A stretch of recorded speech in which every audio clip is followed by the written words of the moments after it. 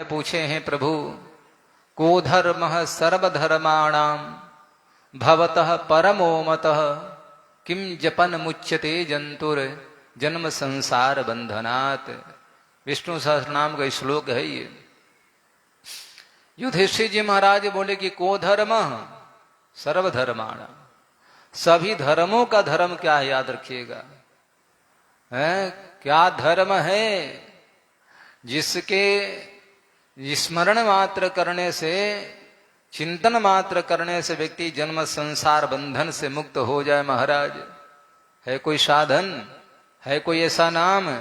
तब जा करके भीष्माचार्य महाराज वहीं पर बड़े बैठे लेटे लेटे उपदेश दिए थे। आज वही बात युधिष्ठिर के सामने नाना ऋषि गणैर जुष्टम, नाना प्रकार के संत महात्मा सिद्ध आदि आदि जो है बड़े बड़े विद्वान सभी लोग आए हैं पितामह जी महाराज का ज्ञान उपदेश कथा सुनने के लिए। तो एक बात याद रखिएगा, हर शरीर में सब संभव है, नहीं कथा तो मात्र मनुष्य शरीर में संभव है। और एक बात और है, यदि आज आपने सुन लिया है या सुने हैं, सुन रहे हैं, तो ऐसा नहीं समझना चाहिए कि निष्फल हो जाएगा, व्यर्थ चला जाएगा। समय का सदुपयोग तो यही है। किसी ने भीष्म पितामह जी महाराज से पूछा कि प्रभु ये बताइए आप किसका बंधन कर रहे हैं, किसको प्रणाम कर रहे हैं, किसमें मति रति लगा रहे हैं? बोले किसमें?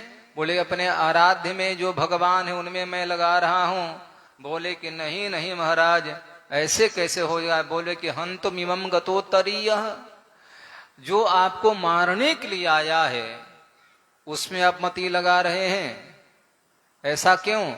अरे श्री कृष्ण बहुत अच्छे आदमी तो नहीं है? आज के परिवेश में, आज के लोगों से यदि पूछा जाए भगवान श्री कृष्ण सही है, तो साफ शब्दों में कह दे कि श्री कृष्ण सही कैसे हैं? बोले क्यों? बोले कि एक बात बताओ, जब पहले ही कह चुके थे कि मैं युद्ध में शस्त्र नहीं उठाऊंगा, अस्त्र शस्त्र नहीं उठाऊंगा, और फिर व्यक्ति वो उठा लिया, इसको बदछोड़ कहते हैं, बदछोड़। हाँ, जिसके बात का कोई भरोसा ही नहीं, याद रखिएगा। अभी कुछ कहा, कुछ देर बाद में कुछ कह दे, तो ऐसे जो जिसको अपने वचन का ख्याल नहीं है, ध्यान नहीं है, ऐसे बदछोड़ आदमी की चर्चा करते हो। दूसरी बात कहें, आप उसकी बात करते हैं जो अपनी प्रतिज्ञा को ही भूल जाता है, संकल्प को भूल जाता है, और उसकी स्तुति कर रहे हो जो तुमको मारने के लिए आया है। पितामह जी महाराज बोले कि नहीं भैया, छत जप परिप्लुतो बात तायिनो में, मैं आतताई हूं। देखो पितामह को कितनी बड़ी आज दया आ रही है, कितना करुणा परमात्मा की कृपा का अनुभव हो रहा है। मैं आतताई हूं। एक बात याद रखना, कोई किसी से बोल दे कि मैं मार दूंगा तुमको, बोला है मार दूंगा, मारा नहीं है, केवल कहा है कि मार दूंगा। क्या आप जीवन में उससे संबंध बनाना चाहेंगे? नहीं बना सकते हैं। जीवन भर के लिए शत्रुता मोल ले लेते हैं, मन में द्वेष रखते हैं। इसने भरी सभा में चाहे दो लोगों के बीच में बोला था कि मैं मारूंगा तुमको, अरे मारा नहीं तो क्या, कहने से कम है क्या? तो हम पूरे जीवन उससे जो है बैर भावना साध लेते हैं। लेकिन धन्य है श्री कृष्ण, मारूंगा ये नहीं, भीष्माचार्य महाराज ने भीष्म पितामह को मारा भी है, याद रखिएगा। बड़े बाणों का व्यवचार किए हैं, अर्जुन को तो मारे, साथ में श्री कृष्ण को भी बाण लगा था। तो ऐसे मुझ आदताई पर भी, मैं शत्रु पर भी परमात्मा कृपा करने के लिए यहाँ पर आया है, याद रखिएगा। एक बात बताऊं, इंद्रस्यार्थे कथम दैत्यान नवधीत विषमो यथा।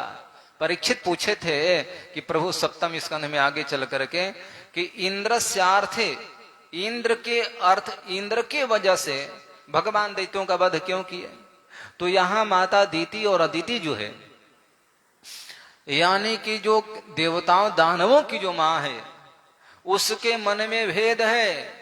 लेकिन उसने सोचा कि भैया मैं ऐसे पुत्र का जन्म दूं जो इंद्र को मारे। भगवान विष्णु ने मारा था हिरण्याक्ष हिरण्यकशिपु को, लेकिन उसके मन में जो भाव है इंद्र के प्रति द्वेष का भाव है।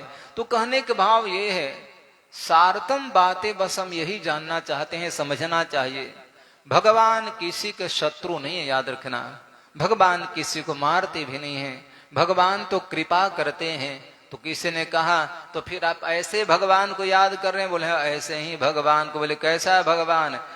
बोले कि महाराज विजय रथ कुटुंब आत तोत्रे, विजय रथ कुटुंब आत तोत्रे। जिस व्यक्ति, विजय रथ किसका नाम है? अर्जुन का नाम है। विजय रथ, विजय रथ कुटुंब, विजय रथ यानी कि अर्जुन। और अर्जुन का क्या है? बोले कुटुंब, माने विजय रथ ही जिसका कुटुंब है। कुटुंब यानी परिवार होता है। तो विजय रथ कुटुंब आततोत्रे, मतलब यह हो कि विजय रथ यानी कि अर्जुन ही जिनका कुटुंब है, उसका जो जिसने जो है हाथ में चाबुक और लगाम पकड़ा हुआ है। आततोते, आततोत्रे, आत यानी हाथ में, तोत्रे यानी कि हाथ में जो चाबुक लिया पड़ा है। किसी ने कहा कि विजय रथ कुटुंब की मतलब क्या है? अच्छा, विजय रथ नाम तो अर्जुन का हो गया, और कुटुंब शब्द जो है परिवार को कहते हैं। जैसे पत्नी हो गई, बेटियां हो गई, बेटे हो गए, असहाय भाई हो गया, बेचारा वृद्ध वयो वृद्ध पिता हो गए, माँ हो गई, इसको हम कुटुंब कहते हैं, याद रखिएगा। तो कुटुंब यानी कि हम अपने परिजनों को पालन करते हैं, एक बात है। तो श्री कृष्ण का कुटुंब कौन है? विजय रथ है, माने अर्जुन, अर्जुन का नाम विजय रथ है। तो विजय रथ ही जिसका कुटुंब है, यानी अपना परिवार मानते हैं। और एक बात याद रखिएगा, कुटुंब का भरण पोषण करना हमारा धर्म होता है। आपका कुटुंब कौन है? पत्नी है, पुत्र है, पुत्रियां है, माता है, पिता है, असहाय भाई है, तो भी आपका कुटुंब ही है। तो ये सब कुटुंब के अंतर्गत आते हैं। तो समस्या ये है, अच्छा कैसे पालन करना चाहिए? तो बोले कि नीति पूर्वक करना चाहिए। लेकिन यहाँ कुटुंब का अभिप्राय, अन्य टीकाकार लिखते हैं कि कुटुंब का मतलब एक परिवार तो होता ही है, तो परिवार का भरण करना भी कुटुंब आदि उसका हो जाए। लेकिन कुटुंब का भरण करना जो नीति पूर्वक नहीं, जो अनीति पूर्वक जो करता है, अन्यायोचित, उचित काम न करके गलत काम करके जो परिवार का भरण पोषण करता है, उसको भी हम कुटुंब कहते हैं। अनीति के द्वारा, अपहृत धन के द्वारा, चोरी करके या बेईमानी करके किसी भी प्रकार से पालन करता है, उसका नाम कुटुंब है, याद रखिएगा। मतलब अनीति पूर्वक गलत भी करके परिवार का पालन करना चाहिए, याद रखिएगा। अरे आपने विवाह किया है, मांग में सिंदूर डाले हैं, आपने भरण किया है, आपने मांग पूरा किया है। मांग मांग मांग ये क्या है? वो बीच में होता है, मांग होता है। अब मांग को आपने भरा है, कहां पर? लोगों के बीच में, इसमें लाखों रुपया खर्च हुआ था। अब भरी सभा में मांग को भरा है आपने। मांग यानी क्या? मांग, पत्नी की जो मांग होता है, याद रखिएगा, उस मांग का भरण करना, उस मांग का पूरा करना, इसका नाम पति होता है। वैसे शब्द तो भरतार है, जो भरण करता है, याद रखिएगा। हम तो उस दिन तो मांग में सिंदूर भर के लेकर के आ गए और आज भूल गए। तो याद रखिएगा, परमात्मा ने सामर्थ्य दिया है, उचित काम करो, करके परिवार का पालन करो। लेकिन हम उस लायक नहीं हैं। कभी कभी ऐसा होता है, देखो कभी कभी क्या होता है, आदमी कर नहीं पाते हैं और घर में बच्चे परेशान है, भूखे परेशान है, पत्नी भी दवा बिना परेशान है, तो थोड़ा सा अपन गलत काम भी कर लेते हैं। गलत काम नहीं, हेर फेर कर लेते हैं, थोड़ा सा बेईमानी भी कर लेते हैं। तो हेर फेर यदा कदा, रोज में चोरी नहीं करना चाहिए, बेईमानी। आज हमारा परिवार भूखे मर रहा है, ऐसा समझें। हम रोटी नहीं ले जाएंगे, आटा चावल ले जाएंगे, तो परिवार के हो सकता है कि हमारे बच्चों में से 3 में से 1 मर जाए, 2 बच जाए, या पत्नी ही मर जाए। तो उस स्थिति में थोड़ा सा हेर फेर करने में कोई दोष नहीं है। और दोष लगे भी तो कोई बात नहीं, कोई बात नहीं, बिल्कुल। अब आप दो से वो सुने होंगे उनकी कथा को, वाल्मीकि आदि की कथा को सुने हैं। माता बोल दी कि तुम्हारा धर्म है कि मांगर खिलाना बेटा, मैं क्या जानती हूं। दूसरी बात यह है, पत्नी बोली कि मेरे को तो लेकर आए हो, खिलाना पिलाना रखना व्यवस्था करना तुम्हारा धर्म है। पसीने आ गए, पृथ्वी तल के, पृथ्वी पैर के नीचे पृथ्वी खिसक गई, अब क्या करें। अच्छा, हमारे यहाँ एक संत थे जिसका नाम परकाल स्वामी था, याद रखिएगा, बहुत अच्छे संत थे। और उनका नियम था कि चोरी करते थे। चोरी तो अपने घर में जितने उनके पास संपत्ति वगैरह थी ना, वो सारा संपत्ति भंडारे में सत्कर्म में लगा दिए, मंदिर आदि बना दिए। अब रहा नहीं तो उनके यहाँ रोज 100, 200, 500 महात्मा आया करते थे। अब महात्मा बेचारे भूखे प्यासे, वो कहाँ फावड़ा चलाने जाएंगे, कैसे आप लोग भिक्षा की व्यवस्था करते हैं, प्रसाद बंटवाते हैं। तो परकाल स्वामी देखे कि यार ये संत लोग आ गए, ये सब कुछ दे नहीं रहा है तो जाकर चोरी करने लगे। और चोरी करके लाते थे, तब जाकर उसी से संतों का भंडारा तदी आराधना करते थे, याद रखिएगा। तो कई लोगों के चोरी के लिए हत्या नहीं करते थे, सामान छीन लेते थे। जो तो भगवान ही एक बार आ गए, राजा का वेश बना करके, एकदम जो है सोना चांदी लदे हुए ओढ़ पहन करके आ गए। और इनकी दृष्टि पड़ी, महाराज ये पहुंच गए, पकड़ लिया लोगों ने, छीन लिया, सब छीन लिए। एक अंगुली में एक अंगूठी रह गई थी, तो बोले ये तो निकल ही नहीं रहा था तो परकाल स्वामी चाकू लिए थे, चाकू लेकर अंगुली काटने को तैयार हो गए। भगवान बोले छोड़ो, क्या कर रहे हो यार, एक अंगूठी है, सब कुछ तो ले लिया तूने, इसको तो छोड़ दो। बोले कि इससे कम से कम 50 संत और भोजन करेंगे, तुम रख कर क्या करोगे। तो भगवान इतना कहे अपने आप अंगूठी उतार कर दे दिए। और देने के बाद भगवान नारायण जो है चतुर्भुज रूप में हो गए। बोल नारायण भगवान की। भगवान बड़े प्रसन्न बोले कि जाओ, मेरा आशीर्वाद है, फलाने राजा के पास जाओ और पूरा जीवन तुम्हारी सेवा करेगा, जितना। तो प्रतिदिन तो कहने का मतलब ये है कि विजय रथ कुटुंब, कुटुंब का मतलब कि नीति पूर्वक न्यायोचित उचित धर्म से परिवार का पालन करना चाहिए। लेकिन कभी कभी व्यक्ति जो है अनुचित धन भी ला करके प्राण रक्षार्थ ऐसा काम करता है। तो बोले क्या भगवान श्री कृष्ण भी महाभारत युद्ध में अनुचित काम करते थे? जी हाँ, करते थे हमेशा नहीं, कभी कभी करते थे। बोले कब किए हैं बताइए? बोले कि जब कर्ण के पास एक बाण था, याद रखिएगा, अब वो रखा था अर्जुन को मारने के लिए। आप शायद महाभारत चर्चा सुने हैं, कथा के अंतर्गत हुआ ये, कर्ण सोचा कि एक मौका आएगा, अवसर आएगा और मैं इस बाण से अर्जुन को प्राण ले लूंगा। यद्यपि बोला भी था, कुंती को वचन दिया था कि 5 पुत्र हैं आपके, लेकिन 5 पुत्रों में आप आई है मांगने, मैं 4 को जीवन दान देता हूं, 5वां को नहीं दूंगा। अर्जुन मेरे सामने आ गया, मैं अर्जुन को नहीं छोड़ूंगा। और अर्जुन के लिए ही कर्ण ने बाण रखा था। और आज क्या हो पता है? देखा आज कई लोग हजारों लाखों की संख्या में मारे गए, याद रखिएगा। 2-3 दिन हो गया, विवश हो गया कर्ण, दुर्योधन। और आज दुर्योधन से नहीं रहा गया, अपने भाइयों की हत्या और जो है इस प्रकार से पराजय देखते हुए, हार देखते हुए कर्ण को उकसाया। क्या करोगे? किस दिन के लिए बाण रखे हो? किस दिन के लिए? जब हम मर जाएंगे तब, हमारा सारा सेना, सारा सैनिक बल मारे जाएंगे तब तुम बाण चलाओगे?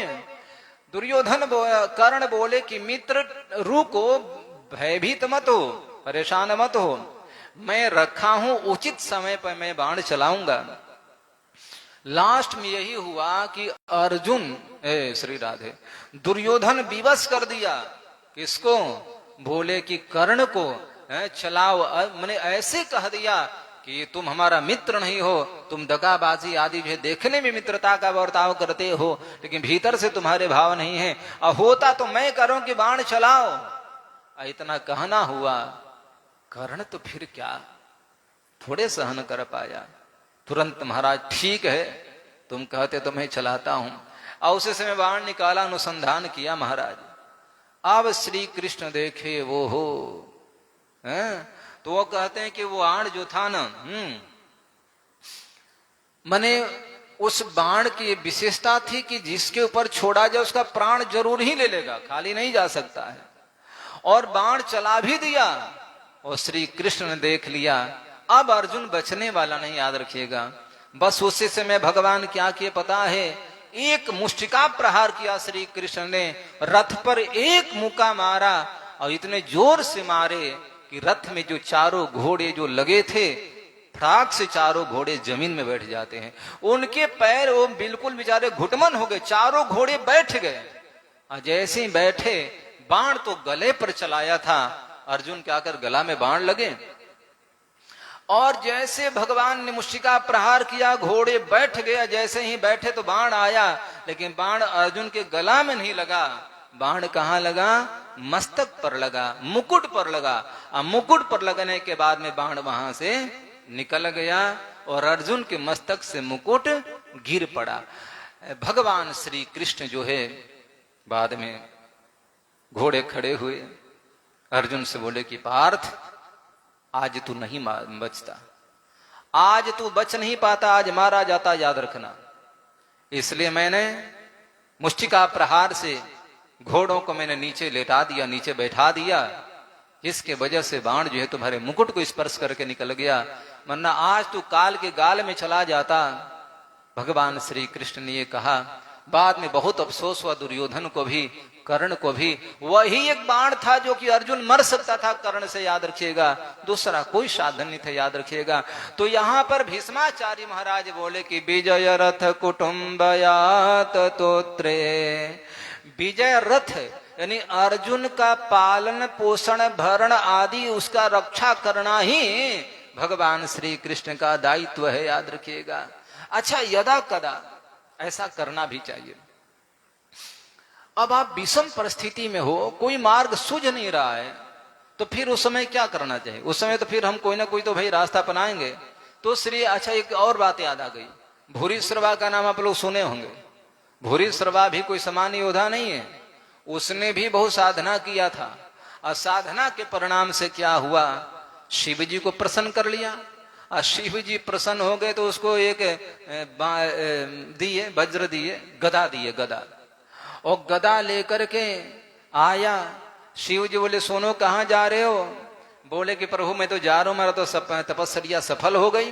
बोले कि किस पर चलाओगे? बोले कि जो शत्रु होगा उस पर चलाएंगे। बोले कि हाँ, जिस पर तू ये गदा चला देगा वो व्यक्ति जीवित नहीं बच सकता है, याद रखना।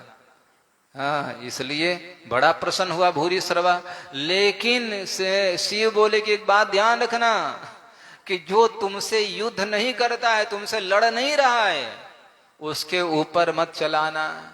जो तुमसे लड़ नहीं रहा है, झगड़ नहीं रहा है, मार नहीं रहा, युद्ध नहीं कर रहा है, यदि उस पर आपने चला दिया गदा को तो वापस गदा आकर तुमको ही मार डालेगा, याद रखना। तो यहां पर चर्चा जो आई, विजय रथ कुटुंब आत तोत्रे, भगवान श्री कृष्ण अपने हाथ में चाबुक लिए पड़े। ध्यान देंगे, बोलो गोविंद भगवान के। विजय रथ कुटुंब आत तोत्रे धृत हय रश्मिनी तच्छ्रिय क्षणीये भगवती रतिरस्तु मे ममोसुर यमिह निरीक्ष हता गता स्वरूपम। भीष्माचार्य महाराज बोले कि प्रभु कितने सुंदर लग रहे थे उस समय। आप एक हाथ में क्या किए? धृत हय रश्मिनी, आप एक हाथ में अश्व का, धृत हय, हय कहते हैं घोड़े को, एक हाथ में घोड़ों के आप लगाम पकड़े हुए हैं और एक हाथ में चाबुक पकड़े हुए हैं। हाँ, अब उस समय आप कितने अच्छे लग रहे थे। गीताकार कृष्ण ने कहा, पता है यहाँ पर तोत्र वेत्रय कपाणये ज्ञान मुद्राय कृष्णाय गीतामृत दुहे नमः। भगवान श्री कृष्ण की जो दो भुजाएं हैं, एक भुजा में भगवान वेद यानी रस्सी चाबुक, एक हाथ में रस्सी लगाम लिए पड़े हैं। तो गीता में भी बात चर्चा आई। आज भीष्म पितामह जी महाराज बोले धृत हय रश्मिनी, आप एक हाथ में घोड़ों का लगाम पकड़े हैं और वहां पर आततोत्र एक हाथ में चाबुक पकड़े हुए हैं। और उसमें पता है क्या हुआ, जैसे ही भूरिश्रवा अब आया और आज उसने लक्ष्य बनाया कि आज मैं अर्जुन को मार डालूंगा, कुछ भी हो जाए, आज का सूर्यास्त नहीं होगा, अर्जुन मारा जाएगा। और भगवान भूरिश्रवा के मन के बात को जान गए और भगवान इतना वेग से रथ चला रहे हैं। बात है यहां पे कुटुंब शब्द का जो प्रयोग है, देखो भगवान किसी भी प्रकार से उनका बस एक ही लक्ष्य है कि अर्जुन बच जाए, अर्जुन को नहीं मरना है, याद रखिएगा। इसलिए विजय रथ कुटुंब, तो विजय रथ यानी कुटुंब, जो विजय रथ यानी अर्जुन ही जिनका कुटुंब है, उसका भरण करना नीति पूर्वक हो, अनीति पूर्वक हो, न्यायोचित हो, अन्याय पूर्वक हो, भैया कपट भी करना पड़े तो कोई बात नहीं, मेरा प्रतिज्ञा भंग भी हो जाए तो कोई बात नहीं, लेकिन मेरा अर्जुन का कुछ नहीं होना चाहिए। मामला यहां है। तब भूरी श्रवा ने जिस प्रकार से अब बार बार अर्जुन को लक्ष्य बना रहा है, अर्जुन को बना कर लक्ष्य गदा छोड़ना चाहते हैं, तब तक भगवान श्री की रथ घुमा देते हैं, निशाना फेल हो जा रहा है, टारगेट नहीं बना पा रहा है, लक्ष्य साध नहीं पा रहा है। कई घंटे हो गए, कई घंटे। अब सोचे कि अब गदा प्रहार करे अर्जुन महाराज, अब करें। अब परिणाम क्या हुआ, पूरे दिन हो गए लेकिन अर्जुन के ऊपर निशाना नहीं साध पाया। लास्ट में गुस्सा आ गई भूरी श्रवा को, और गुस्सा आने के बाद उसने श्री कृष्ण पर ही गदा का प्रहार कर दिया। यद्यपि वो बात भूल गया कि शिव जी हमको ये वरदान दिए हैं कि जो तुमसे युद्ध कर रहा है उसी पर चलाना, लेकिन पूरा दिन परेशान हो गया तो लास्ट में दिमाग घूम गया, बोले कि यही परेशान किया है श्री कृष्ण, इसी को निपटाता हूं, और भगवान श्री कृष्ण पर चला दिया। लेकिन शिव का आशीर्वाद ये था कि जो लड़ेगा, जो तुम्हारा शत्रु जो तुमको मारेगा वो तुम मर जाएगा, और जो तुमसे युद्ध नहीं कर रहा है, लड़ नहीं रहा है, और उस पर चलाओगे तो उल्टा गदा तुमको मार डालेगा। और गदा उधर से आया तो सही, आने के बाद में भगवान श्री कृष्ण के पास में आ गया। अब भूरी श्रवा सोचा कि चलो यही मर जाए तो ठीक है, लेकिन आकर गदा श्री कृष्ण के वापस पास में आकर, करीब में आकर फिर वहां से लौट करके चला गया, और जा करके फिर भूरी श्रवा के वक्षस्थल में लग जाता है और वहीं मोह मारा जाता है। कहने का भाव ये है, देखो भगवान श्री कृष्ण अच्छा वो चाहते तो आज अर्जुन मार जाता, लेकिन अर्जुन का बचाना है जिनका धर्म, याद रखिएगा। इसलिए सखत्व किसी से करना है, याद रखना, प्रेमी किसी को बनाना है, संबंध किसी से बनाना है तो ईश्वर के अलावा दूसरा हमारा कोई नहीं हो सकता है, याद रखिएगा। ऐसा सुहृद, ऐसा शुभ चिंतक, ऐसा सखा, इसलिए कहते हैं यमुनाचार्य स्वामी जी महाराज, माता पिता युवतयस्तनया विभूति सर्वं यदेव नियमेन मदन्वयानम् आद्यस्य नः कुलपतिर्वकुलाभिरामम् श्रीमत्तदङ्घ्रियुगलं प्रणमामि मूर्ध्ना। अच्छा, भगवान से कई संबंध है, माता पिता सखा सुहृद, और आप तो रोज गाते हैं त्वमेव माता च पिता त्वमेव बन्धुश्च सखा त्वमेव विद्या द्रविणं त्वमेव सर्वं मम देव देव। हे देवाधिदेव, आप ही मेरे सर्वस्व हैं, आप ही मेरे सब कुछ हैं। माता है, पिता है, सखा है, धन है, संपत्ति है, सब कुछ हमारे हो, आपके अलावा हमारा दूसरा कोई नहीं है। क्या ये बात सच है? बिल्कुल झूठा बात है, व्यर्थ की बात है। हम मंदिर में जाते हैं, त्वमेव माता च पिता त्वमेव कहो, कह कर आते हो, तो क्या उस बात का पालन करते हैं क्या?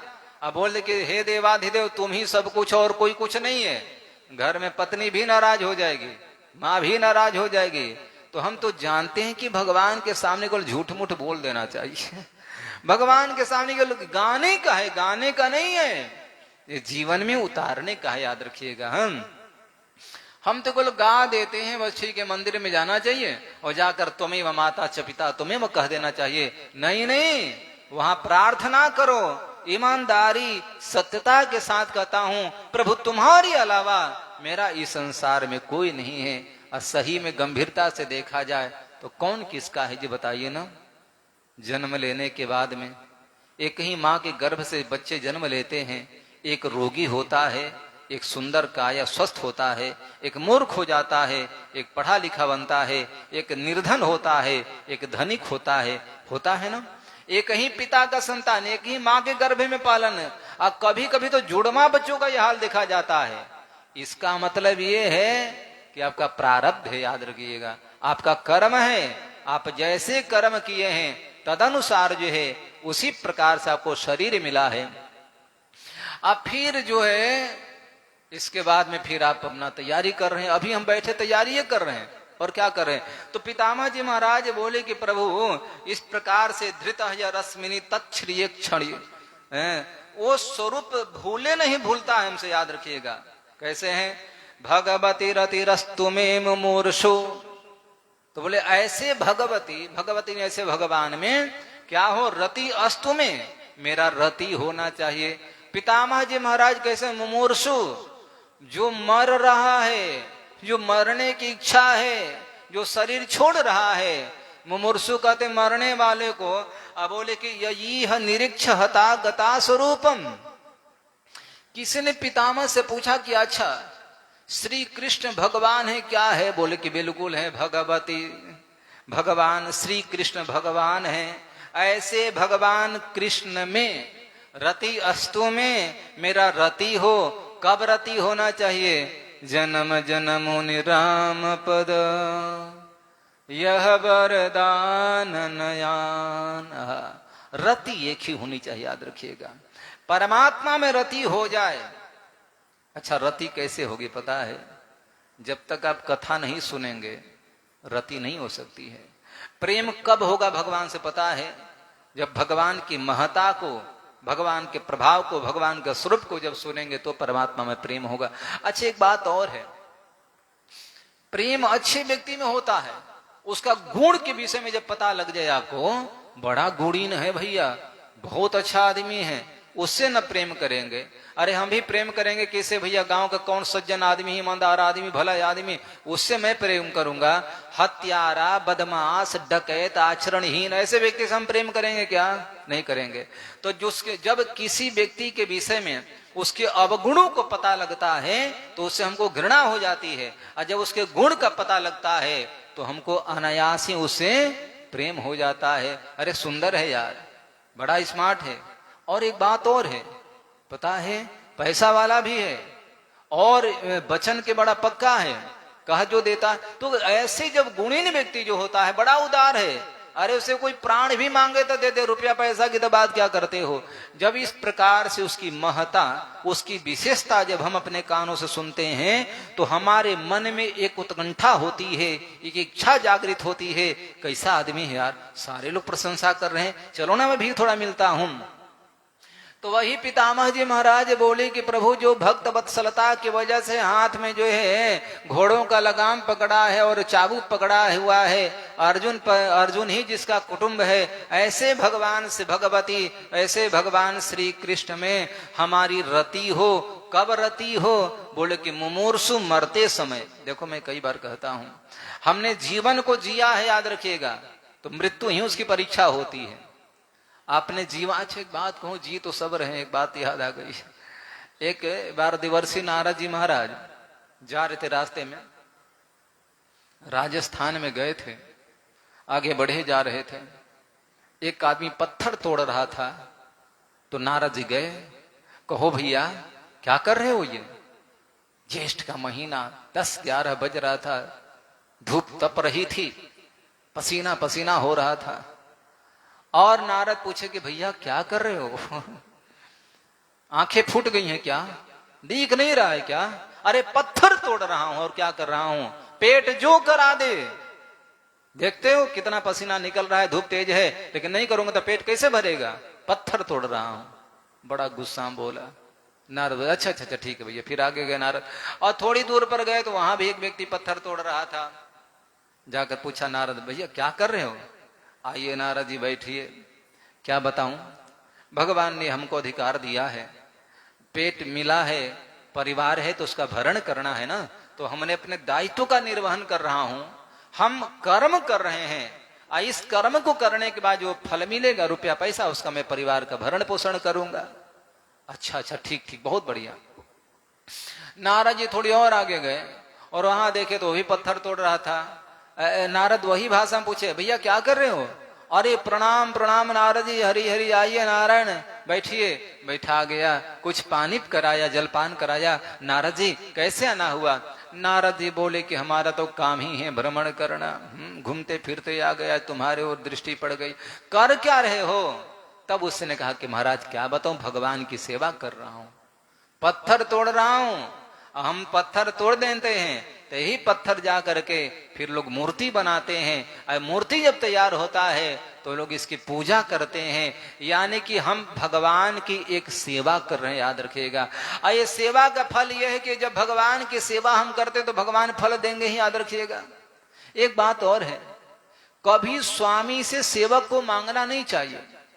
सेवक निष्ठा के साथ सेवा करता है तो मालिक बहुत कुछ दे देता है, लेकिन सेवक जब नमक हरामी करता है, हरामीपन करता है, यानी कि गद्दारी करता है, माने पूर्ण दायित्व से निष्ठा से सेवा नहीं करता है, तो हम मालिक के देने की इच्छा नहीं होती, याद रखिएगा। तो भगवान मालिक हैं, भगवान क्या है? स्वामी हैं, और हम सारे लोग कर्म कर रहे हैं। हमने ईमानदारी से कितना काम किया है, याद रखिएगा, वफादारी से कितना काम किया है। यदि ये मैंने ढंग से अपने पाठ को अदा किया है, अपने काम को किया है, तो परमात्मा फल वास्तव में देंगे। और कहीं मैंने अब सोचने से ज्यादा देंगे, और कहीं आपने कर्म में कमी कर दिया तो फिर उसमें भगवान फल देने वाले इसी के अनुसार फल भी देंगे। तो आज पितामह जी महाराज बोले कि प्रभु मैं तो भगवती रति अस्तु मुमूर्षु, मैं तो मरने वाला हूं, प्रणांत होने वाला है, ऐसे भगवान श्री कृष्ण में मेरी रति हो जाए प्रभु। बोले कि अच्छा कैसे हैं कृष्ण? यह निरीक्ष हता गता स्वरूपम। अच्छा किसी ने कहा श्री कृष्ण परमात्मा है, इसका प्रमाण क्या है? तो आज पितामह जी महाराज बोले प्रभु मुमुर्षु मिह निरीक्ष हतागता, बोले कि उस दृश्य को यह निरीक्ष, ये देखने योग्य था। कैसे देखने योग्य था? कब? अरे पड़े थे वहीं बाण सैया पर कुरुक्षेत्र के मैदान में। लेकिन याद आ रही पुरानी बात, जब भैया मैं प्रभु को मार रहा था, जब युद्ध कर रहा था, उस समय भगवान क्या किए पता है? यह निरीक्ष, उस छवि को तो मैं दर्शन कर ही रहा था। लेकिन प्रभु एक बात और है, क्या आपने देखा? यह निरीक्ष हता गता स्वरूपम, मैंने अपने आंखों से देखा था। क्या? हता गता, भगवान ने जिनका वध किया था, पता है? निरीक्ष हता गता। पितामह जी महाराज बोले कि मिहा इस कुरुक्षेत्र के मैदान में हमने अपने आंखों से देखा था, भगवान श्री कृष्ण ने जिसका हता यानी मारे हैं, वो कहाँ गता चले गए? बोले कहां पर? पता है? स्वरूपम, यानी अपने स्वरूप को प्राप्त हो गया। भगवान श्री कृष्ण ने कुरुक्षेत्र के मैदान में चाहे अर्जुन के बाण से मारे हो, चाहे भीम के गदा से मारे हो, किसी से, वो सारे लोग स्वस्वरूप को प्राप्त हो गए। हता गता स्वरूपम। कुरुक्षेत्र में देखो, चाहे वो कुंड के पास मरो, चाहे तो कुरुक्षेत्र कोई साधारण जगह नहीं था। वहां पर जो भी योद्धा मारे जाते थे, याद रखिएगा, जो भी लोग मारे जाते थे, वहां ब्रह्मकुंड के पास में हो, चाहे वो सरोवर के पास में, चाहे और कहीं, पूरे कुरुक्षेत्र की मैं बात करता हूं, जब भी वो कोई योद्धा घायल हो जाता था, जमीन पर पड़ जाता था, श्वास लेने लगता था, अब प्राणांत होने वाला है, उसी समय भगवान श्री कृष्ण उनके सन्मुख खड़े हो जाते थे। अब कहो कि एक बार थोड़े, एक बार में एक योद्धा थोड़े मरता था, कितने लोग पड़े हुए हैं, प्राणांत, लाश गिरा है, मर रहे हैं, और सबके सन्मुख भगवान श्री कृष्ण जो है स्वरूपम, अपने स्वरूप को खड़ा करते थे, और फिर उस स्वरूप को दर्शन करके लोग भगवान के धाम को जाते थे। तो यह निरीक्ष गता हता स्वरूपम। हमने देखा, अच्छा श्री कृष्ण यही भगवत्ता है, भगवान श्री कृष्ण को इसलिए हम भगवान कहते हैं। कुछ लोग कहते हैं माला जपते हो, अरे कर में ही माला चल रहा है। कैसे? तो कबीरदास लिखते हैं,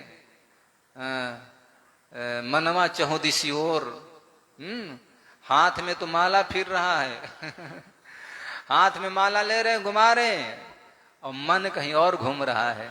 ऐसा कोई जप होता है क्या? ऐसा कोई फेर होता है क्या? तन का मन का डारी दे, मन का फेर। तो वहां कहा है कि ये छोड़ो ये सुमिरनी फुमिरनी और माला पाला, बोले कि मन का मणिका पर जप किया करो, मन लगना चाहिए। अच्छा, कुछ लोग कहते हैं कि ऐसे राम राम राम राम राधे राधे सीताराम श्री कृष्ण नमो भगवते वासुदेवाय कहते हो, अरे तन ही लगा कि मन भी लगा है? बोले आप कहना क्या चाहते हैं? बोले कि आप केवल हाथ में माला फिर रहे, जिह्वा से उच्चारण कर रहे हैं, अब मन नहीं लगा है तो जप करने का कोई लाभ नहीं है। कौन कहते कि लाभ नहीं है? व्यर्थ की बात है। हमारा मन न लगे कोई बात नहीं, मन नहीं भी लगे लेकिन जप करना चाहिए। अच्छा, तो भी फल मिलेगा? बिल्कुल मिलेगा। कोई प्रमाण है? बोले कि हाँ। अच्छा, एक बात याद आ गई, भागवत के 6ठम स्कंध जब सुनेंगे, अजामिलोपाख्यान, अजामिल की कथा जब सुनेंगे, तो ईमानदारी बताना, क्या अजामिल उस समय अपने बेटे नारायण को कैसे बुलाया था? मन से बुलाया था क्या? नारायण परमात्मा को बुलाया था क्या? नहीं। भागवतकार कहते हैं प्लावितेन सरोणेचै राजुहावा कुलेन्द्रिय। उस समय अजामिल ने पुलुत शब्द में कहा, आओ बेटा नारायण मेरी रक्षा। जरा सोचें, लोग कहते हैं कि मन कहीं और है कर कहीं और है, माला कहीं और है, यह तो सुमिरन नहीं, ये गलत बात है। तो यदि हम ये भाव लेते हैं तो अजामिल जो था भगवान नारायण का नाम नहीं लिया था, याद रखिएगा। अजामिल अपने बेटे का नाम नारायण लिया था। पुत्रम नारायण विह्वलाम, यहां पर पुत्र शब्द भी कहा, हे पुत्र नारायण माम रक्षा। तो वहां क्या हुआ पता है? अजामिल कहा अंतःकरण से परमात्मा बोला था, केवल नाम लिया था, और नाम लेने के बाद पता है क्या हुआ? सर्वे पद्म पला साक्षा पीत कौशेयवासिसः किरीटिनः कुंडलिनः लसत पुष्करमालिनः। उसी समय भगवान के पार्षद आ गए, 4 पार्षद आ गए, और उन्होंने क्या देखा? अजामिल के गले। अच्छी बात है, अंतिम समय में उच्चारण नहीं हो पाता है। आप भी वृद्ध हो रही हैं, कुछ तो बूढ़ियां हो गई हैं, कुछ बुजुर्ग हो गए हैं, कुछ नंबर में हैं। अभी हम जितने स्पष्ट शब्दों में शुद्ध उच्चारण करता हूं, अवस्था ढलने के बाद में ताकत नहीं रह जाती, बत्तीसी बाहर आ जाती, और जब प्राण निकलता है ना, तो कफ वातादिक दोषेण, कफ पित्त वात ये शरीर में बढ़ जाता है। तो उच्चारण कहाँ करेंगे? कहे कि राम नारायण श्री हरि बोलेंगे, भी बोल सकते हैं, लेकिन उस समय कफ जो है हमारे कंठ में आ जाता है। तो वही लिखा कंठम घुरघुर आयते, हम उच्चारण नहीं कर पाते हैं। तो अजामिल नारायण ऐसे छिला, बोल नहीं पाया। इतना ही कहा तो भगवान के पार्षद आ गए। अब पार्षदों ने देखा कि राम राम, अजामिल पंडित जी के गले में रस्सी पड़ा हुआ है, खींच रहे हैं यमदूत। बोले खबरदार, कौन हो तुम कौन हो? अच्छा हमारा परिचय, मेरा परिचय लोगे? अरे जाओ अपना काम करो, भगवान कितना सुंदर स्वरूप दिए हैं, चमक रहे हो, क्या भुजाएं हैं, कितना बल है, कितना तुम्हारा सौंदर्य अच्छा है, घुंघराले घुंघराले बाल, 4 भुजाएं, और सब आयुध को लिए पड़े हो, कहां चक्र में पड़े हो? बोले कि तुम हो कौन? बोले कि पहले अपना परिचय बताओ। तो यमराज के दूतों ने कहा कि मेरा परिचय सुनोगे ना तो उल्टे पैर लौटना पड़ेगा। अच्छा थोड़ा परिचय दो। तब वहां यजामिल के भगवान के यमराज के दूतों ने कहा कि पता है मैं सुप्रीम कोर्ट का आदमी हूं, याद रखिएगा। वो जजमेंट जो करता है, यानी सबसे बड़ा जो व्यक्ति उसका मैं आदमी हूं। अभी उसको पता लग जाए, एक टेलीफोन कर दूं, तुमको अभी आएगा, पकड़वाएगा, पकड़वा कर बंधवाएगा, मार डंडा पिटाई करेगा। मेरा परिचय पूछने चले।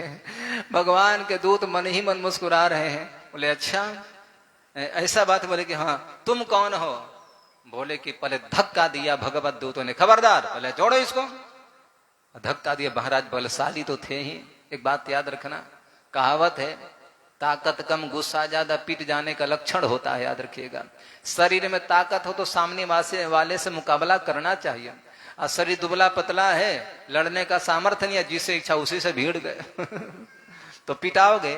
ये यमराज के दूत देखे कि ये 4 हैं, हम तो 2 ये हैं, वैसे भी हमको पीट देंगे। दूसरी बात, यमराज के दूतों ने कहा कि ठीक है मैं हट जा रहा हूं, लेकिन तुम हो कौन, क्यों आए हो? बोले कि मैं इसको बचाने के लिए आए हैं। बोले इसको बचाने आए हो? अरे ये अजामिल को। बोले कि तो क्या हो गया भाई? बोले कि ये पता ही नहीं, जब पता चलेगा तो तुम भी से घृणा करोगे। अरे बताओगे तो क्या हुआ? एक मजे की बात देखो, अजामिल के सारे जीवन के कुकृत जो है, दुष्कर्म जो है, भगवान के पार्षद नहीं बता रहे हैं, यमराज के दूत ही बता रहे हैं, याद रखिएगा। तो आप कहें कि महाराज उनको जानकारी कैसे होगी? तो यहाँ चित्रगुप्त है, दोनों पर याद रखिएगा, यहाँ भी है यहाँ भी है। हम पुण्य करते हैं, दाहिना भुजा वाला जाकर के बताता है, बाएं भुजा वाले चित्रगुप्त मतलब गुप्त रूप से जो चित्र हमारा ले रहा है। किसका चित्र? कर्म अकर्म का, शुभ कर्म दुष्कर्म का, सच्चाई बुराई का, अधर्म अधर्म का, जो हर चीज उसके दृष्टि में है। जैसे आप किसी बाजार में, अब तो भारत सरकार भी व्यवस्था कर दिया है, आप 6 लाइन पर हाईवे वगैरह पर आप देखेंगे, जब स्पीड में गाड़ी बढ़ाएंगे वहां लिखा रहता कि आपका स्पीड इतना होना चाहिए, 100 होना चाहिए, 120 होना चाहिए, जो भी है। और कहीं आपने 150 बढ़ा दिया तो बोले कौन देख रहा है? लेकिन सड़कों पर सीसी कैमरा लगा हुआ रहता है, और जैसे आपने गति को ज्यादा बढ़ाया और फिर वहीं फाइन लग जाता है, और फिर आपके पास नोटिस या कागज या मैसेज आते हैं और आपके खाते से पैसा कट जाता है। समानतया संसार में देखा जाता है, जब मनुष्य की व्यवस्था ये है, हम भारत में हैं, हम भदोही डिस्ट्रिक्ट के सरोई गांव में हैं, और यहाँ पर मैं क्या कर रहा हूँ, क्या बोल रहा हूँ, सारे लोग देख रहे हैं। यहाँ वहां ही नहीं, जो बाहर भगत है वो भी कथा सुन लेते हैं। तो यहाँ की व्यवस्था से यदि वहां देख सकते हैं, हमारी व्यवस्था है, मानव सृजन मानव की व्यवस्था है, तो जो परमात्मा सारे जगत की व्यवस्था करता है तो उसका कैमरा कैसा होगा, याद रखना। उसका कैमरा कौन है पता है? सूर्यो देवता, सूर्य ही उसका कैमरा है। चंद्रमा, सूर्य है, चंद्रमा है, अनल अग्नि है, वरुण है, पृथ्वी है, और यही सब जाकर जीव को साक्षी करते हैं। इसने इस समय में इतने बज करके, इतने मिनट में, इतने सेकंड में इसने ये काम किया है। बोले कि अच्छा ये तो गवाही वाली बात रह गई, लेकिन भगवान का कैमरा कहाँ है? बोले कि विश्वतः चक्षुरु तविश्वतो मुखो, विश्व ही उनका चक्षु है, याद रखिएगा। भगवान की दृष्टि से बचेंगे क्या?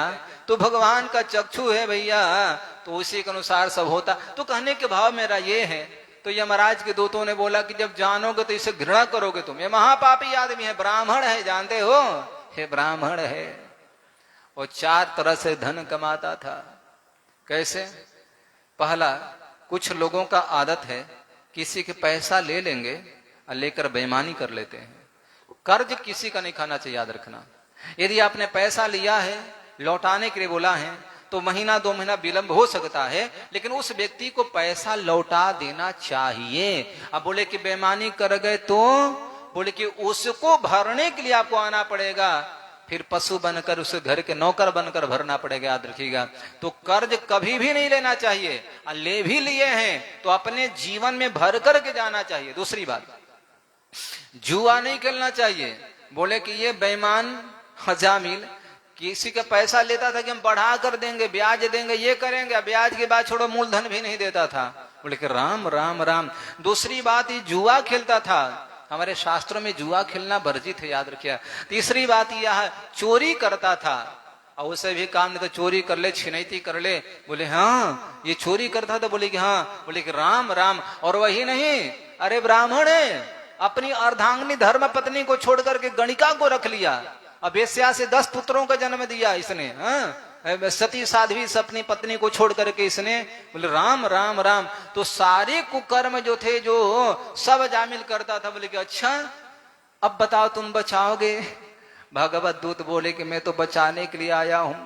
अरे इसकी विषय में जानकारी हो कि फिर भी बचाओगे? बोले कि हाँ। बोले क्यों?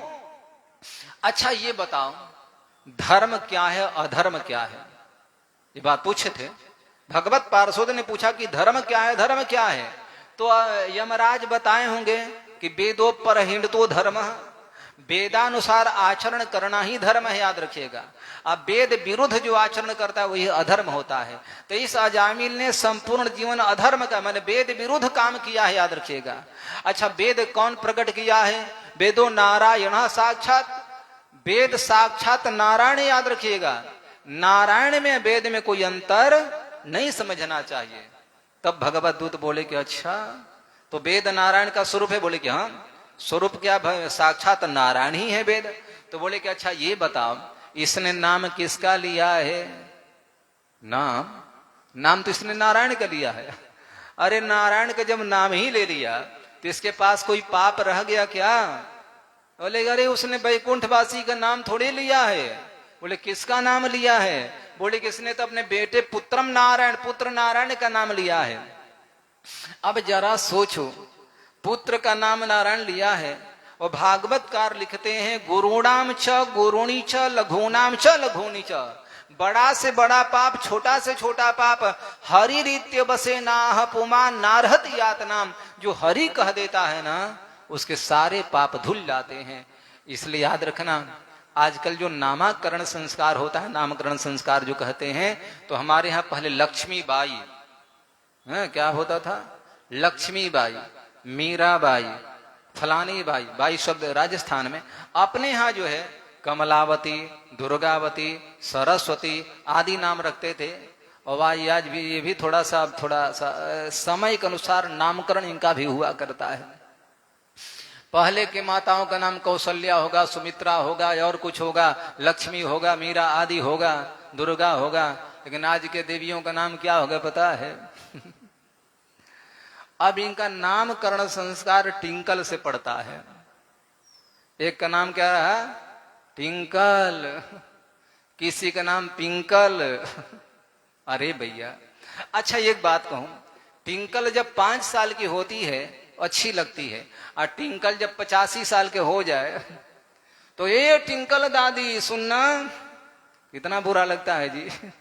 तो नाम जो है सदैव अच्छे नाम रखना चाहिए। माताओं को लक्ष्मी संबंधित नाम रखना चाहिए, और पुरुषों को नारायण संबंधित रखना चाहिए। अच्छा, आपकी इतनी निष्ठा तो है नहीं कि नाम जप करेंगे। आपने एक बार कहा ए लक्ष्मी सुनना इधर, तो लक्ष्मी कहा तो किसका नाम? लक्ष्मी जी का लिया गया, याद रखना। ए दुर्गा सुनना, तो हो गया। और आपका नाम क्या है? तो कलुआ है, मलुआ है, पता नहीं क्या क्या है। अरे आपका नाम कमलाकांत हो गया, पुरुषोत्तम हो जाएगा, दामोदर हो गया, कन्हैया हो गया, तो कितना, परशुराम हो गया, तो कितना अच्छा बात है। तो बोले कि इसने अपना नाम बेटे का लिया है। बोले अच्छा ये भी बात सही है भाई। तो ये बात बताओ कि यदि अमृत पड़ा हुआ हो गिलास में, अमृत रखा है, और उस अमृत को मैं जहर समझकर पी लूंगा तो क्या अमृत जहर हो जाएगा क्या? अच्छा, जहर रखा पड़ा है और उस जहर को मैं अमृत समझ लिया और अमृत समझकर पी लेंगे तो क्या वो अमृत का काम करेगा कि मार डालेगा? बोले उससे मार डालेगा। बोले उसी प्रकार से भगवान नारायण का नाम है, जाने में लो चाहे अनजाने में लो, पतिता स्खलिता भगना संदृष्टा तप्तयाहत। भागवतकार लिखते हैं किसी भी प्रकार से भगवान का हम नाम लेते हैं मेरे मित्रों, तो पता है वो सारे के सारे पाप ताप संताप राशि जल करके भस्म हो जाते हैं। नारायणो नाम नरो नराणाम प्रसिद्ध चौर कथितां पृथिव्यये अनेक जन्मार्चित पाप संचयम् हरत्य शेषं स्मरतां स्मरामि। जो नर नारायण का नाम लेता है पता है तो अनेक जन्मार्चित, अनेक जन्मों का संचित पाप जो है जल करके भस्म हो जाते हैं। बोल नारायण भगवान की। इसलिए हमेशा नारायण नारायण नारायण नारायण सीताराम सीताराम कहते रहो, याद रखना। खैर, तो बोले कि भाई ये बात ठीक है, वेदो नारायण साक्षात, तो कहना क्या चाहते हैं? बोले कि जाओ वरना अभी यही कुटाई करेंगे, धुलाई करेंगे, यमराज तुमको पहचान भी नहीं पाएंगे। और जाकर पूछना यमराज से अपने। बात ये थी। यमराज के सेवक गए, जाकर के बोले कि महाराज वहां पर गए तो नाराज हैं, उदास हैं। क्या बात है भाई? सेवकों क्या बात हो? सेवक बोले कि ये लो अपना डंडा, रस्सी, कागज, डायरी, कलम, मेरे बस के बाहर की बात है नौकरी करना। अरे आज तो भगवान भरोसे हम लोग लड़े नहीं तो बच गए, न तो मैसेज यही आता कि आपके दूत मारे गए, सेवक मारे गए। अरे बोले हुआ क्या ये बताओगे? यमराज के दूत बोले कि पहले बताओ कि मालिक कौन है? इस पूरे संसार का मालिक कौन है मैं आपसे पूछना चाहता हूं। मैं तो जानता हूं कि आप ही मालिक हो। यमराज बोले कि हुआ क्या बताओगे? बोले कि वो पापी, दुष्ट, कनौज का रहने वाला अजामिल नाम के ब्राह्मण को मैंने पकड़ने गया था, अल्लाह रहा था। उसी समय 4 भुजा वाले महाराज आए, बड़े गौरवर्ण थे, बड़े सुंदर थे महाराज, क्या बताऊं, इतने बलशाली मैंने स्वरूपमान किसी को देखा ही नहीं। ये बात बताओ कि तुम मालिक हो कि मालिक और है? उसके बातों से लगा कि मालिक और कोई और है। तब जाकर के यमराज बोले, सेवकों ने पूछा, कति संति ही सस्तारो जीवलोकस्य वै प्रभु त्रैविध्य कुर्वतः कर्म फलाभि व्यक्त हेतवे। जीव 3 ही प्रकार के कर्म करता है, सत रजतम, सात्विक गुण, सतोगुण से, रजोगुण से, तमोगुण से। तो जो दुष्कर्म आदि करते हैं, शुभ कर्म, तो सबका फल अलग है। तो उसका फलों का निर्धारण करने वाला कौन है बताओ? मालिक तुम हो कि कोई और है? तब जाकर के यमराज ने नेत्र बंद कर दिया, देखा, बोले कि धन्य हो पार्षदों, आज तुम्हारा जीवन धन्य हो गया। आज तूने साक्षात नारायण के सेवकों को, नारायण के पार्षदों को दर्शन कर लिया, तुम्हारा जीवन कृत हो गया, धन्य धन हो गया। यमराज के सेवक बोले कि ऐसे धन्यता की, कोई धन्यवादता की कोई आवश्यकता नहीं है, धन्यता ज्ञापित कर रहे हैं आप। अरे ये हाल रहेगा तो किसी दिन हम मर जाएंगे। हम नौकरी नहीं करेंगे। बोले कि कहना क्या चाहते? बोले कि प्रभु हमको संसार में जाना है कि नहीं जाना है, और नहीं तो भैया हमारे भी पत्नी है, बच्चे हैं, रोने लगेंगे, मरा जाऊंगे तो कौन भरण पोषण करेगा? यमराज बोले कि जाना तो है, नौकरी करना है, तो बोले कि लाना किसको है ये बताओ। अब वही बात आ गई। लोग बोले कि इह निरीक्षता गता स्वरूपम। तो लोग कहते हैं कि यार कृष्ण को मन से स्मरण नहीं किया, अंतःकरण में बसाया नहीं, केवल नाम लिया। तो नाम लेने से क्या होगा? नाम लेने से बहुत कुछ होता है, याद रखना। हो गए भव से पार लेकर नाम तेरा, हो गए भव से पार लेकर नाम तेरा। नाम तेरा प्रभु नाम तेरा, नाम तेरा प्रभु नाम तेरा, नाम तेरा प्रभु नाम तेरा, हो गए भव से पार लेकर नाम तेरा। कौन कौन?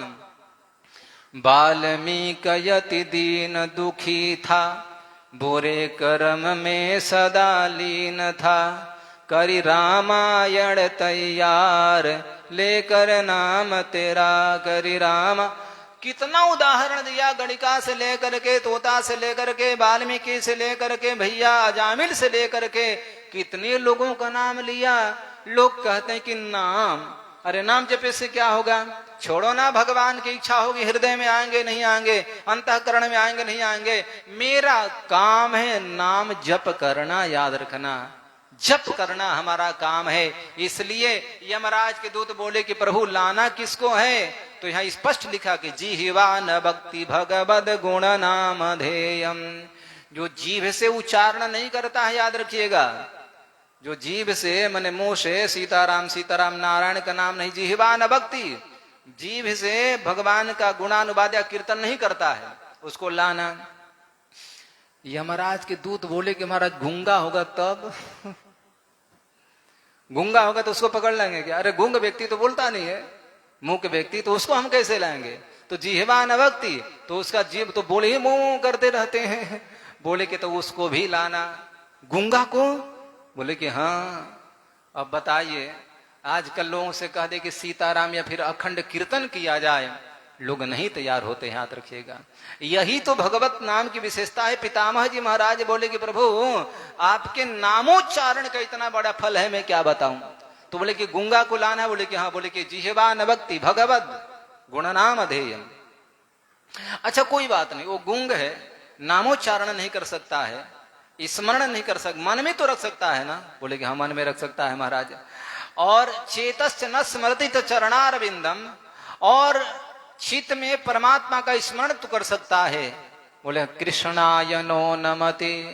गुंगा कृष्ण को नाम उच्चारण नहीं कर पाया, चित्त में बैठा सकता है, अंतःकरण में बैठा सकता है, और कृष्ण नहीं मिले लेकिन कृष्ण विग्रहों के सामने प्रणाम तो कर सकता है, लेकिन जो प्रणाम भी नहीं करता है, स्मरण भी नहीं करता है, ध्यान भी नहीं करता है, चिंतन भी नहीं करता है, नामोच्चारण नहीं करता है, तो तानायन यद्धम सतो कृत विष्णु कृतयान, ऐसे अधमात्मा को मेरे पास पकड़ करके लाना। इसलिए भैया छोड़ो चक्कर। लोग कहते हैं कि भजन करते हो, मन लगा के नहीं मिला, अरे भगवान जाने मन लगा के नहीं मिला, हमारा काम है। तो पितामह जी महाराज बोले मुमूर्षो यमीह निरीक्ष हता गता स्वरूपम, प्रभु मैंने उस स्वरूप का दर्शन किया है। और एक बात याद रखिएगा, जब आप नाम लेंगे ना तो नामी तो अपने आप आ जाता है, नामी को आना ही पड़ेगा, नाम की विशेषता है, याद रखिएगा।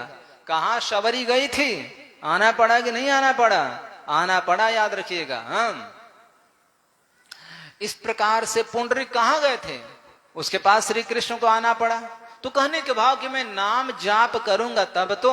अच्छी एक बात और है, बोले कि महाराज मन नहीं लगता है, मन नहीं लगे कोई बात नहीं, जप करोगे, एक बात याद रखना, जप तब तक करना चाहिए जब तक मन नहीं लगता है, जप तब ही तक करना चाहिए, भजन तब तक ही करना चाहिए, नाम का जाप तब तक करना चाहिए जब तक व्यक्ति का मन माला फेरने में नहीं लगता है। अब माला फेरने में मन लगने लगे, पूजा करने में मन लगने लगे, तो पूजा कब तक करो जब तक मन नहीं लगता है, कथा कब तक सुनो जब तक मन नहीं लगता है। और जब पूजा में मन लगने लगे, कथा में मन लगने लगे, जप में मन लगने लगे, तो फिर करने की आवश्यकता नहीं है। बोले फिर क्या, फिर तो होने लगेगा, फिर होने लगेगा, कोई रोक नहीं सकता है। इसलिए याद रखिएगा, हता गता स्वरूपम, भगवान ने ये हता चक्रधरेण दैत्यान, भगवान ने जिन जिन दैत्यों को अपने चक्र सुदर्शन से मारे हैं, वो सारे के सारे दैत्य जो है भगवान विष्णु के धाम को गए हैं। बोलो गोविंद भगवान की, बाल कृष्ण भगवान की। ठीक समय तो हो गया, क्योंकि आप विलंब करके आते हैं। इस प्रकार से पितामह जी महाराज मोक्ष की कामना करते हैं। मोक्ष का अंतिम कामना यही है कि हमारे सन्मुख श्री कृष्ण हो, रति हो, और हमने कथा सुनी है, भजन किया है, तो उसका परिणाम ये होता है मेरा मन भगवान में लग जाए। वही मैं कथा सुनाया था, ये सेवा है। भगवत पाद रामानुजाचार्य स्वामी जी महाराज कहते हैं, कैंकर्य लक्षण विलक्षण मोक्ष भाजो रामानुजो विजयते यति राज राज। हम देखो, श्रद्धा पूर्वक जब सेवा करोगे ना तो उसी से हमारी गति हो जाती है। रामानुजाचार्य स्वामी अपने श्री विग्रह शरीर छोड़ने के पहले 72 उपदेश किए हैं, याद रखिएगा। 72 वाक्य है। पहला वाक्य वैसा था, जब रामानुजाचार्य स्वामी यमुनाचार्य स्वामी से मिलने के लिए बड़े आतुर थे, याद रखिएगा, बड़े इच्छुक थे। यमुनाचार्य स्वामी जी महाराज भगवान के सिंहासनावतार हैं, और रामानुजाचार्य स्वामी जी महाराज भगवान के शेषावतार हैं, याद रखिएगा। तो इच्छा हुई दोनों की, दोनों आए थे इस धरा धाम पर हम जीवों के कल्याण करने के लिए, एक रास्ता मार्ग बताने के लिए, ताकि सबका उद्धार हो जाए। तो रामानुजाचार्य की कई बार इच्छा होती थी कि हम जो है यमुनाचार्य स्वामी से मिले, लेकिन भगवान की प्रेरणा ऐसी हुई, भगवान जीवन में कभी दोनों महापुरुषों को मिलने नहीं दिए, याद रखिएगा। और आज यही हुआ। आज परेशान हो गए रामानुजाचार्य स्वामी जी महाराज, नहीं मेरे को जाना है। और जाते जाते क्या हुआ, वहां पर श्री यमुनाचार्य स्वामी जी महाराज अपना शरीर छोड़ चुके थे। और शरीर छोड़े थे तो शरीर छोड़ने के बाद भी 3 अंगुलियां ऐसे टेढ़ी थी, याद रखिएगा, ऐसे सीधा था, 3 टेढ़ा था।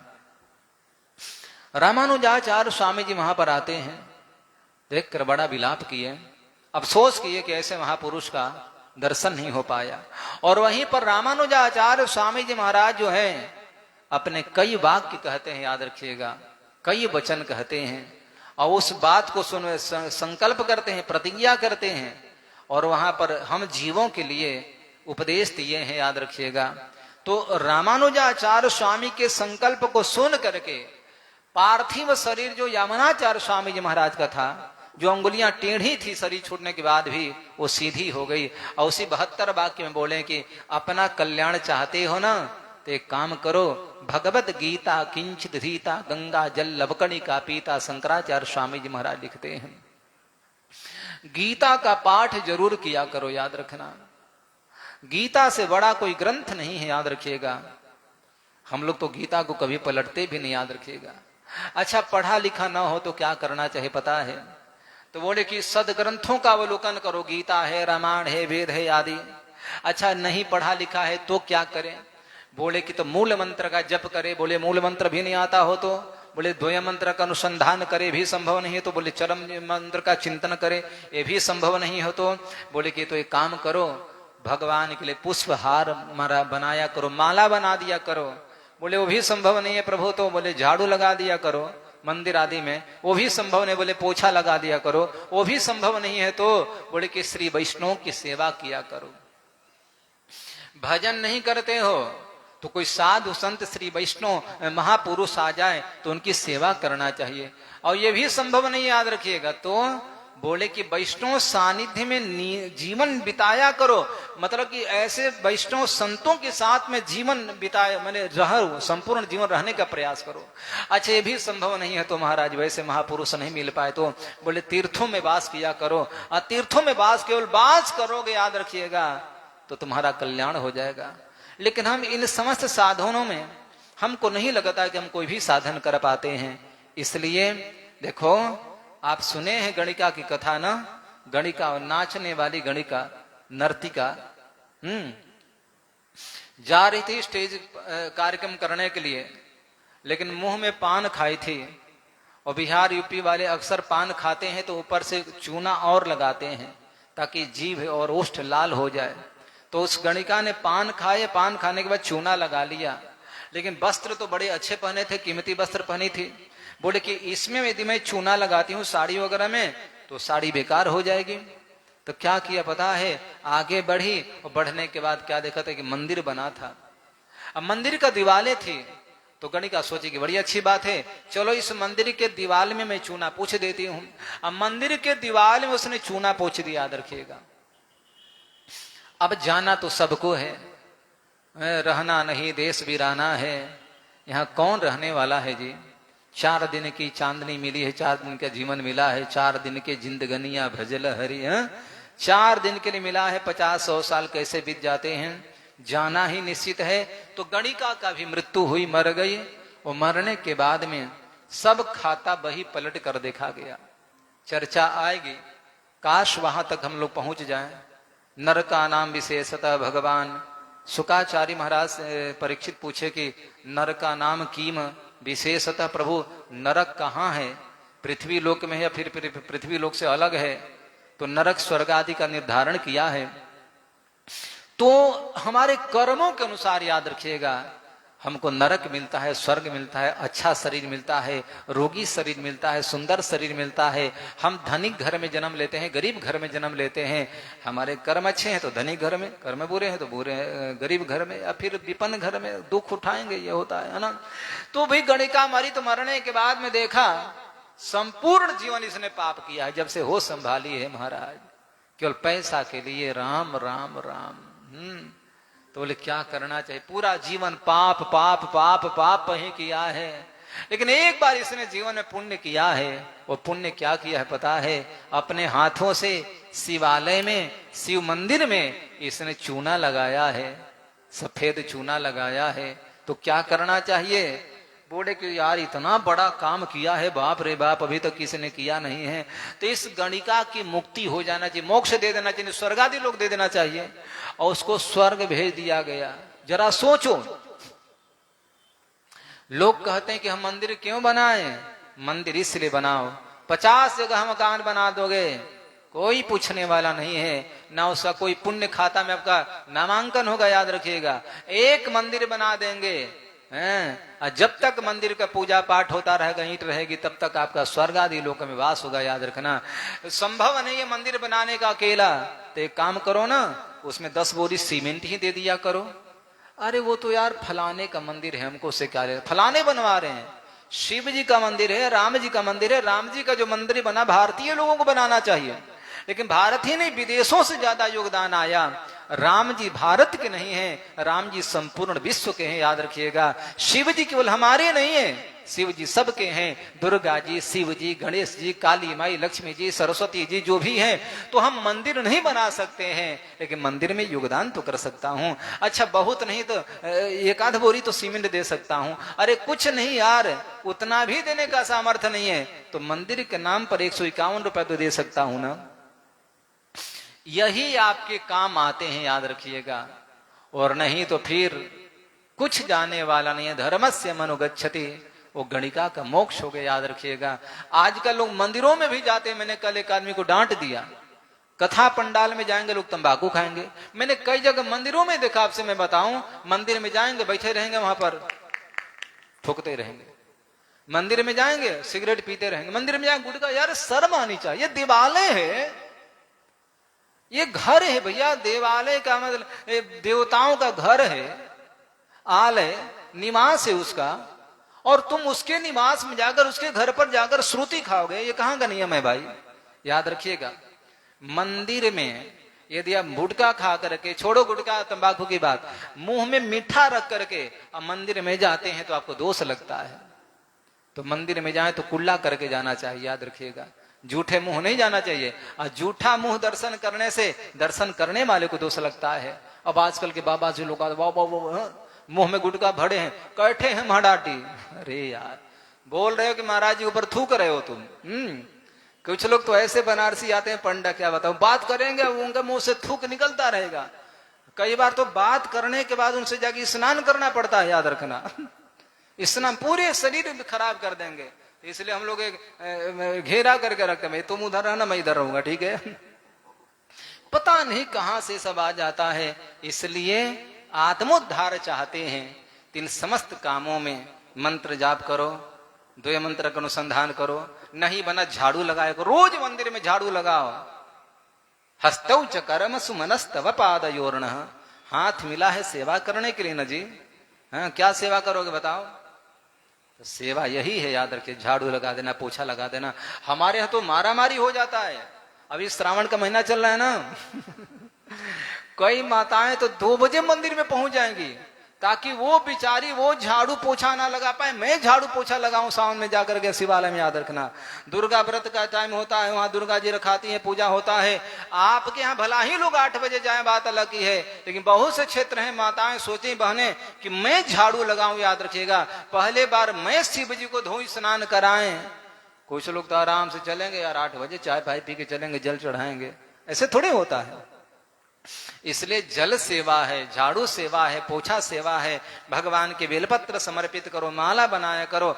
इनमें से कोई भी यदि आपने एक भी स्वीकार कर लिया, आपने एक भी कार्य को अपना लिया, तो निश्चय ही आपकी गति हो जाएगी।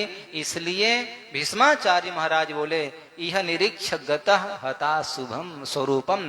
प्रभु मैंने देखा हूं कुरुक्षेत्र के मैदान में नाम लेने की बात छोड़ो यार, श्री कृष्ण सन्मुख हो जाया करते थे। आज जो नाम भी ले लेते हैं बिना अंतःकरण के, केवल सीताराम कह दिया तो वो सीताराम कहने से उसका उद्धार हो जाता। अंतराम कही आवत नहीं, इसका 2 भाव है। अंतराम कही आवत नहीं, जो अंतिम में राम का नाम ले लेता है वो संसार में नहीं आ पाता है। और दूसरी बात है कि अंतराम कहीं आवत नहीं, अंतिम में राम का नाम ही नहीं ले पाता है। तो राम का नाम शब्द में केवल उच्चारण कर ले, राम सीताराम, यदि ऐसा कह दिया, याद रखिएगा, तो फिर आपकी मुक्ति में कोई संदेह नहीं। याद रखिएगा, तो घर में बेटे का नाम राम रखो, कृष्ण रखो, वामन रखो, नृसिंह रखो, प्रद्युम्न रखो, संकर्षण रखो, कन्हैया रखो, आदि रखो। कन्याओं का नाम लक्ष्मी जी के नाम पर रखना चाहिए। तो हमारा कल तो आज यही पितामह जी महाराज कहते हैं कि प्रभु आपका नाम लेने वाला याद रखिएगा, जो नाम लिया है वो भी आपके धाम को जाता है, आपके स्वरूप का जो दर्शन कर लिया वो भी आपके धाम को जाता है, आपके नाम का चिंतन जो कर लिया, बोल नहीं पाया लेकिन अंतःकरण में है, वो भी आपके धाम को जाता है। तो शेष चर्चा में कल करने का प्रयास करूंगा। आइए, समय का बहुत ध्यान रखना है, समय से पूजा, समय से कथा, समय से सब कुछ। 2 बार प्रभु नाम स्मरण करते आरती का दर्शन। श्रीमनारायण नारायण नारायण।